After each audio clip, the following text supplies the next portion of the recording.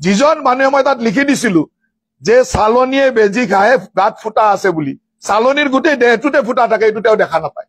সেই সংবাদ গোষ্ঠী, প্ৰতিদিন সংবাদ গোষ্ঠীটোৰ গোটেই দেহটোতে ফুটা আছে। মালিকৰ পৰা, চিফ এডিটৰৰ পৰা, তেওঁলোকৰ মানে এই যিখন এংকৰ ওলাই তেওঁৰ পৰা সকলোৰে দেহত ফুটা আছে, ইমানেই ফুটা। যিটো সংবাদ গোষ্ঠী প্ৰতিদিনে এই ধৰণৰ নিউজ বনাইছে তেওঁলোকক মই ক'ব খুজিছো, আজিও কম যে তেখেতসকলৰ ৱেবছাইটত তেখেতসকলৰ স্বত্বাধিকাৰী তেওঁৰ নিজৰ এটা ডাটা উঠাই থৈছে, আপোনালোকে নেটত চালে পাব।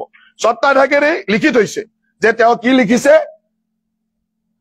Jayanta Barua proudly introduced himself as a great grandson of legendary Hemchandra Barua. তাৰমানে তেওঁ পৰিণাতি, লিজেণ্ডাৰী হেমচন্দ্ৰ বৰুৱাৰ গ্ৰেট গ্ৰেণ্ডসন বুলি তেওঁ গৌৰৱ অনুভৱ কৰে। কিন্তু তেখেতে প্ৰমাণ কৰি দেখাওক যে জয়ন্ত বৰুৱা আমাৰ সকলোৰে শ্ৰদ্ধাৰ অসমৰ ভাষাৰ জনক, হেমকোষৰ অভিধানৰ প্ৰণেতা হেমচন্দ্ৰ বৰুৱাৰ তেওঁ কি হয়? তেওঁ গ্ৰেট গ্ৰেণ্ডসন হয় নেকি? পৰিণাতি হয় নেকি? মই কৈছো যে তেওঁ কোনো পৰিণাতি নহয়। গোটেই অসমক আভুৱা ভৰি, গোটেই মানুহক আভুৱা ভৰি তেওঁ পৰিণাতি বুলি কৈ তেওঁৰ গোটেই বজাৰখন সমাজৰ লগত চলাই আছে। তেওঁ গ্ৰেট গ্ৰেণ্ডসন, তেওঁ পৰিণাতি। হেমচন্দ্ৰ বৰুৱা কিমান শ্ৰদ্ধাৰ মানুহ, অসমৰ জাতীয় জীৱনৰ, অসমৰ সাহিত্যৰ এনেকুৱা এজন শ্ৰদ্ধাশীল ব্যক্তি। সেইজন ব্যক্তিৰ পৰিণাতি নাম লৈ ইমান বেয়া কাম কৰি পৰিণাতিৰ নাম লৈ থকাটো আচলতে অসমীয়া জাতিৰ কাৰণে লজ্জাজনক। তেওঁ কওক, মই তথ্য সহকাৰে মই কৈছো যে হেমচন্দ্ৰ বৰুৱাৰ কোনো পৰিণাতি নাই, কোনো বায়লজিকেল পৰিণাতি গ্ৰেট গ্ৰেণ্ডসন নাই, গতিকে তেওঁ কোনো বায়লজিকেল গ্ৰেট গ্ৰেণ্ডসন নহয়। গতিকে এনেকুৱা এটা ইমান যাৰ জীৱনৰ পৰিচয়টোৱে ভুৱাৰে আৰম্ভ হৈছে, যাৰ জীৱনৰ পৰিচয়টো, যাৰ আইডেণ্টিটি, মোৰ যদি পৰিচয়টোৱে ভুৱাৰে আৰম্ভ হয় তেতিয়াহ'লে সেই মানুহজন কিমান বেয়া হ'ব পাৰে। এতিয়া মই গৌৰৱেৰে কওঁ যে মই চান্দকুচীয়া মল্লভোজৰ বৰুৱা, নলবাৰীৰ চান্দকুচীয়া মল্লভোজৰ বৰুৱা বংশৰ ল'ৰা, মোৰ বংশক লৈ গৌৰৱ কৰো। এইটো মই বংশৰ হয় কাৰণে গৌৰৱ কৰিব পাৰো। তেওঁ কৈছে যে পণ্ডিত মানে আমাৰ শ্ৰদ্ধাৰ, সকলোৰে শ্ৰদ্ধেয় ভাষাৰ আমাৰ হেমকোষৰ প্ৰণেতা হেমচন্দ্ৰ বৰুৱাৰ তেওঁ পৰিণাতি। তেওঁতো নহয় পৰিণাতি। কিয় অসমৰ ৰাইজক এনেকুৱা আভুৱা ভৰিছে? তেওঁক আমাৰ সাংবাদিকে সুধিছিল আজি যে হেমচন্দ্ৰ বৰুৱাৰ যিটো লিগেচি আপুনি জানেনে, কওকচোন। হেমচন্দ্ৰ বৰুৱাৰ দেউতাকৰ নাম তেওঁক সুধিছিল, তেওঁ ক'ব নোৱাৰিলে। মই কিয় ক'ম বুলি সুধিলে, ক'ব নোৱাৰিলে মানে তেওঁ নাজানেই, তেওঁ সেইখিনি জ্ঞান নাই নহয়। তেওঁ ক'ৰ পৰা ক'ব? তেওঁ জানিব লাগিব নহয় হেমচন্দ্ৰ বৰুৱাৰ দেউতাকৰ নাম কি আছিল, হেমচন্দ্ৰ বৰুৱাৰ ককাই ভাই কোন আছিল, সেইখিনি জানিব লাগিব নহয়। কাৰোবাৰ কৃপাত মন্ত্ৰী হ'ল বুলি তেওঁ সৰ্বজান্তা হৈ নাযায় নহয়।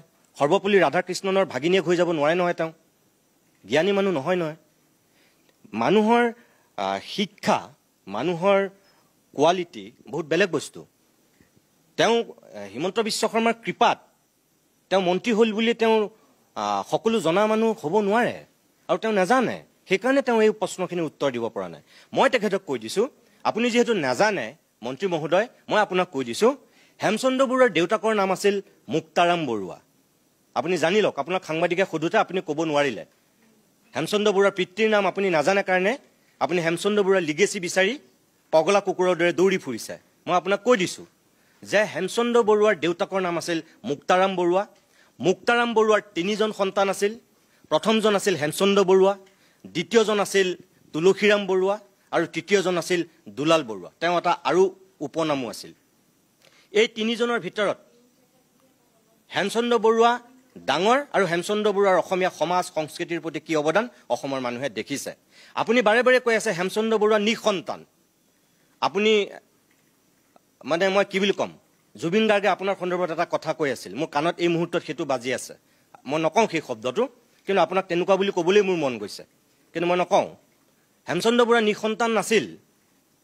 কোনোবা কম শিক্ষিত মানুহে, কোনোবা অৰ্ধ শিক্ষিত মানুহে যদি ক'লে মই মানি ল'লোহেঁতেন, কিন্তু এজন মন্ত্ৰীয়ে যে নজনাকৈ এনেকৈ লম্ফ জম্ফ মাৰি সংবাদ মাধ্যমৰ আগত কথা কৈ আছে, এইটো বৰ দুখজনক কথা। হেমচন্দ্ৰ বৰুৱাৰ জীয়ৰী আছিল পদ্মাৱতী, তেখেতে নাজানে।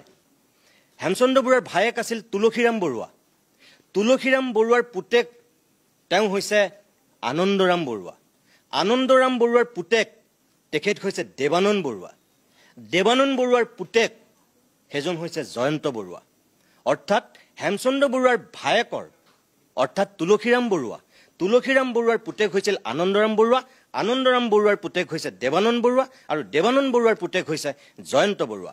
মই এতিয়া অমৰ এইটো কথা কৈ দিওঁ যে এই মানুহবিলাকে এই অলপ বেছি জনা মানুহবিলাকে নিজকে পণ্ডিত জহা বুলি কৈ যিবিলাক কথা কয়, তেওঁ মূৰ্খামি পৰিচয় দিছে এইটোৱেই যে তেওঁ নাজানেতো নাজানেই, হেমচন্দ্ৰ বৰুৱাৰ দেউতাকৰ কথাটো নাজানেই, হেমচন্দ্ৰ বৰুৱাৰ ককাই ভাই কথাটো নাজানে, তেওঁ চাগে এইটো কথাও নাজানে যে 1900 চনত হেমকোষখন প্ৰকাশ হোৱাৰ পিছত 1900 চনৰ পৰা 1940 চনলৈ হেমকোষৰ কোনো সংস্কৰণ ওলোৱা নাছিল। 1940 চনত যেতিয়া দ্বিতীয় সংস্কৰণ হেমকোষ প্ৰকাশ হৈছিল, সেই যিগৰাকী ব্যক্তিয়ে প্ৰকাশ কৰিছিল তেওঁ আছিল আনন্দৰাম বৰুৱা। 1936 চনত সম্বলপুৰৰ পৰা সাহিত্যৰথী লক্ষ্মীনাথ বেজবৰুৱাই আনন্দৰাম বৰুৱালৈ সেই হেমকোষৰ দ্বিতীয় সংস্কৰণ প্ৰকাশ কৰাৰ আগত, যেতিয়া আনন্দৰাম বৰুৱাই গোটেই কামটো কৰি আছিল, হেমকোষৰ দ্বিতীয় সংস্কৰণ প্ৰকাশ কৰিবৰ কাৰণে যেতিয়া কাম কৰি আছিল, লক্ষ্মীনাথ বেজবৰুৱাই 1936 চনত সম্বলপুৰৰ পৰাই এখন চিঠি দিছিল আনন্দৰাম বৰুৱালৈ যে সেই সময়ত যে তুমি নিষ্ঠাৰে কামটো কৰি যোৱা আৰু তাত নতুন শব্দৰ সংযোজন কৰি হেমকোষৰ দ্বিতীয় সংস্কৰণ এটা প্ৰকাশ কৰা। 36 চনত লক্ষ্মীনাথ বেজবৰুৱাই সেই চিঠিখন আনন্দৰাম বৰুৱালৈ দিছিল আৰু সেই আনন্দৰাম বৰুৱাই সেই 36 চনৰ পৰা গৈ 1940 চনত 1 নৱেম্বৰত তেওঁ এই হেমকোষৰ দ্বিতীয় সংস্কৰণ প্ৰকাশ কৰিছিল। অকল দ্বিতীয় নহয়, তৃতীয়ৰো তাৰ 10 বছৰৰ পিছত, 15 বছৰ পিছত 1955 চনত তেওঁ হেমকোষৰ তৃতীয় সংস্কৰণটো আনন্দৰাম বৰুৱাই প্ৰকাশ কৰিছিল। আৰু আনন্দৰাম বৰুৱা কোন আছিল? হেমচন্দ্ৰ বৰুৱাৰ ভতিজাক। হেমচন্দ্ৰ বৰুৱাৰ ভতিজাক আছিল, তুলসীৰাম বৰুৱাৰ পুতেক আছিল। তাৰপিছত দুটা সংস্কৰণ ওলোৱাৰ পিছত চতুৰ্থ সংস্কৰণটো কোনে উলিয়াইছিলে? আনন্দৰাম বৰুৱাৰ পুতেক দেৱানন্দ বৰুৱাই। আনন্দৰাম বৰুৱাৰ পুতেক দেৱানন্দ বৰুৱাই অকল চতুৰ্থ সংস্কৰণটো ওলোৱা নাছিল, চতুৰ্থ সংস্কৰণৰ পৰা একাদশ সংস্কৰণলৈকে দেৱানন্দ বৰুৱাই ওলাইছে। দেৱানন্দ বৰুৱা কোন? জয়ন্ত বৰুৱাৰ দেউতাক। দ্বাদশ সংস্কৰণৰ পৰা এতিয়া এই পঞ্চদশ সংস্কৰণলৈকে এইকেইটা সংস্কৰণ কোনে উলিয়াইছে? জয়ন্ত বৰুৱাই উলিয়াইছে। তেওঁ সেইখিনি জ্ঞানেই নাই যে হেমচন্দ্ৰ বৰুৱা আৰু তুলসীৰাম বৰুৱা যে ককাই ভাই, তুলসীৰাম বৰুৱাৰ পুতেক যে আনন্দৰাম বৰুৱা, আনন্দৰাম বৰুৱাৰ পুতেক যে দেৱানন্দ বৰুৱা, দেৱানন্দ বৰুৱাৰ পুতেক যে জয়ন্ত বৰুৱা, তেওঁ সেইখিনি জ্ঞানেই নাই। অৰ্থাৎ পদ্মাৱতী, হেমচন্দ্ৰ বৰুৱাৰ জীয়েক আছিল পদ্মাৱতী। পদ্মাৱতী ঢুকোৱাৰ পিছত কিয়কলৈ বিয়া হৈছিলে? তিয়কলৈ বিয়া হৈছিল, তেওঁ সেই লিগেচিটো নাথাকিল। গতিকে তাৰপিছত লিগেচিটো মেইনটেইন কৰিছে তেওঁ ভতিজাকে। প্ৰথম হেমচন্দ্ৰ বৰুৱাৰ হেমকোষ সেইকাৰণে আনন্দৰাম বৰুৱাই উলিয়াইছিল 1940 চনত। আৰু তাৰপিছত আপুনি তাত আকৌ নতুন শব্দৰ সংযোজন কৰি তাৰ তৃতীয় সংস্কৰণ উলিয়াইছে তেওঁ 15 বছৰ পিছত 1955 চনত। তেতিয়ালৈকে সেইখিনি আনন্দৰাম বৰুৱাই কৰিছে। তাৰ উত্তৰসূৰী হিচাপে আনন্দৰাম বৰুৱাৰ পিছত সেইখিনি কাম আনন্দৰাম বৰুৱাৰ পুতেক দেৱানন্দ বৰুৱাই কৰিছে। তাৰমানে দেৱানন্দ বৰুৱাৰ উত্তৰসূৰী হিচাপে জয়ন্ত বৰুৱাই কৰিছে। এইটো কি লিগেচি নহয় নেকি? এইখিনি কথা নজনাকে তেওঁ এতিয়া লম্ফজম্ফ মাৰি আছে।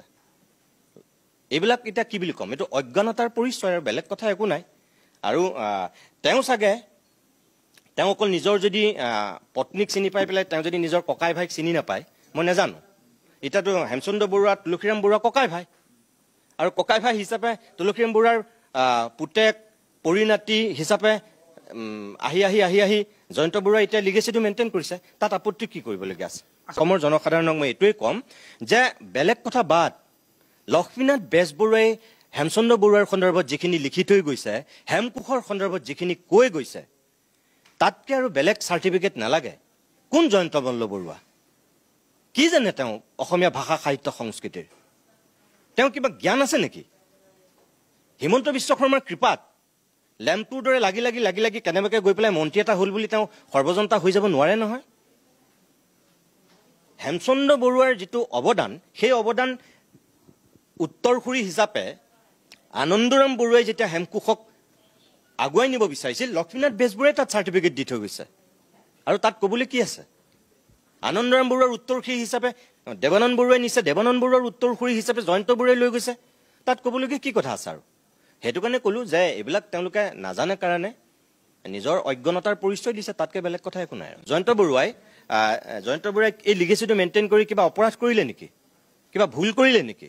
আজি যে এই ব্ৰেইলি সংস্কৰণ ওলালেগে কিবা ভুল কৰিলে নেকি তেওঁলোকৰ গোটেইটো তেওঁ 2 নম্বৰী কৰি পেলাই এইবোৰ মানুহক ঠগি পেলাই কাম কৰা নাই নহয় তেওঁ এখন হেমকোষৰ দৰে এখন অভিধান আগুৱাইহে লৈ গৈছে ব্ৰেইল সংস্কৰণ উলিয়াইছে প্ৰধানমন্ত্ৰীক যদি দিছেগে তেতিয়াহ'লে হিমন্ত বিশ্ব শৰ্মাৰ সৰ্বানন্দ সোণোৱালৰ লগত কিয় গৈছিল যদি তেওঁ বেনামত সেই কাম কৰিছিল সৰ্বানন্দ সোণোৱাল আৰু হিমন্ত বিশ্ব শৰ্মা সোঁৱে বামে মোদীৰ ওচৰলৈ যোৱাৰ সময়ত কিয় গৈছিল প্ৰশংসা কৰিছে দুয়োগৰাকীকে ক'লো মোদীয়েতো টুইট কৰিছিল মোদীয়েতো গোটেই বিশ্ববাসীক জনাইছিল বেইল সংস্কৰণৰ কথা কি নৰেন্দ্ৰ মোদীতকৈ জয়ন্ত মল্ল বৰুৱা ওপৰত নেকি ক্ষমতাই মূৰত ধৰিলে মানুহে হিতাহিত জ্ঞান হেৰুৱায় এটা কথা জয়ন্ত মল্ল বৰুৱাহঁতৰ নিচিনা এই চালা চামুণ্ডা পাবত গজা নেতাবিলাকে মনত ৰখা উচিত ক্ষমতা সদায় নাথাকে সদায় তেওঁ সেই শক্তিশালী মানুহ হৈ নাথাকিব অসমৰ মানুহে এইবিলাক মানুহক ধূলিৰ লগত মিলাই দিবলৈ বৰ বেছি সময় নালাগিব কিন্তু তেওঁলোকৰ এই অহংকাৰে তেওঁলোকৰ পতন আনিব নিজক অলপ সম্বৰণ কৰক সম্বৰণ কৰি সঁচাটোক মানি লওক মোৰ তেওঁলোকৰ প্ৰতি এইটোৱে আহ্বান